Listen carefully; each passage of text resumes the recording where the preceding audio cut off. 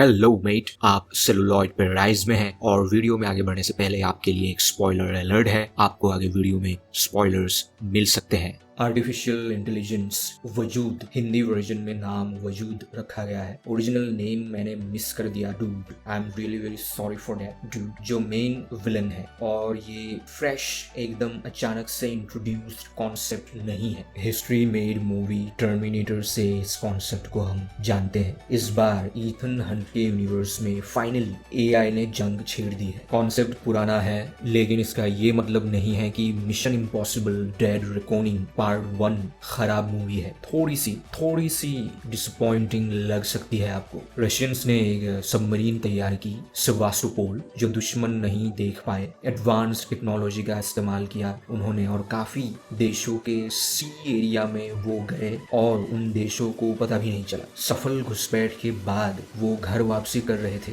वो बेरिंग सी में थे। सेवास्टोपोल में एक सीक्रेट सेफ है जिसको लॉक कर दिया जाता है और चाबी को 2 हिस्सों में बांट दिया जाता है। ये चाबी बड़ी खूबसूरत दिखती है। उस सेफ में क्या है फिलहाल कोई नहीं जानता, सिर्फ एआई वजूद जानता है। बेरिंग सी से जब रशियंस वापसी कर रहे थे तब यूएस गवर्नमेंट ने वजूद से उनके सिस्टम में घुसपैठ की, क्योंकि ऑब्वियसली वजूद का इजाद अमेरिका में ही हुआ है। फिलहाल तो हम यही कह सकते हैं। अब अगर रशियंस ने भी वजूद के बारे में पता लगाया था या फिर वजूद के जैसे ही अपने एआई सिस्टम को डेवलप करने की कोशिश की थी, वो हमें अगले पार्ट में ही पता चलेगा। लेकिन वजूद को किसी ने पहले यूएस में ही बनाया और वो वक्त के साथ एडवांस्ड होता गया, सेल्फ डेवलप्ड होता गया और अब वो पूरी दुनिया के लिए खतरा बन चुका है। सेवास्टोपोल को कोई देख नहीं सकता है या फिर सिस्टम में रडार में वो दिखाई नहीं देता है। तो हम ये इज्यूम कर सकते हैं कि अमेरिकन को पता था कि रशियंस सबमरीन के मदद से कुछ कर रहे हैं, इसलिए वो रशियंस के ऊपर नजर रख रही थी। लेकिन उन्हें सेवास्टोपोल की एग्जैक्ट लोकेशन के बारे में नहीं पता था, इसलिए उन्होंने वजूद को भेजा। अमेरिकन्स बस वहां से डेटा चुराना चाहते थे या सेवास्टोपोल के अंदर क्या राज छिपा है, रशियंस की क्या प्लानिंग है, वो जानकारी वो हासिल करना चाहते थे। लेकिन सिस्टम में घुसने के कुछ देर बाद वजूद पहली बार रिएक्ट करता है, एग्रेसिव होता है, ऑर्डर्स फॉलो नहीं करता है और रेबल बन जाता है और सेवास्टोपोल को डुबा देता है उसी के टर्पीडो मिसाइल से। सिस्टम में घुसने के बाद शायद वजूद को पता चल जाता है कि सबमरीन के उस सीक्रेट सेफ में क्या है। उस चीज से या तो वजूद को खतरा है या फिर उस चीज को, उस मशीन को या फिर जो भी उस सेफ में है वो किसी और के हाथ ना लगे। ये कंफर्म करने के लिए वजूद ने सेवास्टोपोल को डुबा दिया और उसके बाद वो गायब हो गया। वो अलग अलग देशों के अलग अलग सिस्टम्स में घुसता रहा और काफी गड़बड़ी उसने की, लेकिन फिर अचानक से वो रुक गया क्योंकि उसका कोई बड़ा प्लान है। यूएस गवर्नमेंट ने भी इस बारे में कोई खुलासा नहीं किया, क्योंकि अगर वो खुलासा करती तो दुनिया के सामने वो जिम्मेदार होती सेवास्टोपोल के डूबने के लिए। और रशियंस ने भी ऑफ कोर्स कोई खुलासा नहीं किया, क्योंकि अगर वो खुलासा करती है तो वो भी इंटरनेशनल लॉ के अंदर आ जाएगी, क्योंकि उसने काफी सारे देशों में घुसपैठ की थी। तो दोनों ही पार्टी चुप रही और इसका फायदा वजूद ने उठाया। रियल लाइफ में सेवास्टोपोल एक शहर है जो क्रीमिया के अंदर आता है और उसका कुछ हिस्सा ब्लैक सी के आसपास है। ब्लैक सी रशिया के नजदीक है अगर मैं गलत नहीं हूं तो अब वो सबमरीन ब्लैक सी के नीचे होगा शायद। सो पार्ट 2 में अमेजिंग अंडर वाटर नजारों की उम्मीद की जा सकती है, बट मार्शल आर्ट कम होगा, स्टंट्स भी बहुत ज्यादा शायद नहीं होगी। क्यों?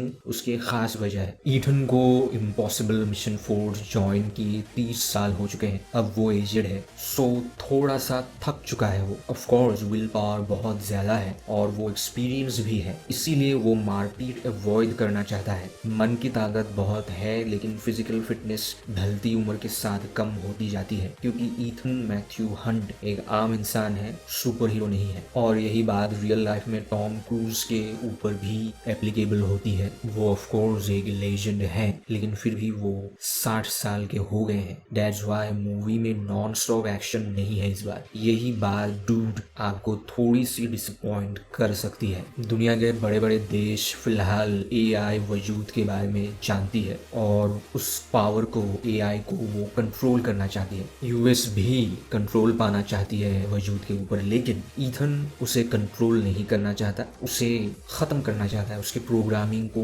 वो हमेशा के लिए शट डाउन करना चाहता है और उसके लिए डिजिटल सिस्टम में ना बैठकर, एनालॉग सिस्टम में बैठकर लूथर को उसके सोर्स कोड तक पहुंचना है। वजूद के बाद ऑफ कोर्स प्रोबेबिलिटी कैलकुलेट करने की ताकत है, वो कई सारे पॉसिबिलिटीज़ को वो कैलकुलेट कर सकता है। इस पावर की वजह से उसे ईथन के बारे में पता चला होगा और ईथन को टक्कर देने के लिए या फिर ईथन के ऊपर एक एज लेने के लिए, एक बढ़त लेने के लिए उसने गैब्रियल को चुना, क्योंकि गैब्रियल और ईथन का एक पास्ट है। शायद ईथन की गर्लफ्रेंड को गैब्रियल ने मारा था, जिस वजह से ईथन के ऊपर साइकोलॉजिकल इम्पैक्ट है गैब्रियल का, इस वजह से उसने गैब्रियल को अपना गुलाम चुना है। मूवी काफी अच्छी ऑफ कोर्स बनी है और शायद ये 2 पार्ट्स में खत्म ना हो के ट्रिलॉजी भी बन सकती है। मूवी ओवरऑल बहुत बढ़िया लगी है मुझे, लेकिन एल्सा की मौत मुझे इतनी इम्पैक्टफुल नहीं लगी। वो सीन बहुत ज्यादा ड्रामेटाइज किया गया और एल्सा काफी आसानी से मर गई ऐसा लगा मुझे। एल्सा का जो पहला अपीयरेंस था इससे पहले वो बहुत दमदार था, उस अपीयरेंस के हिसाब से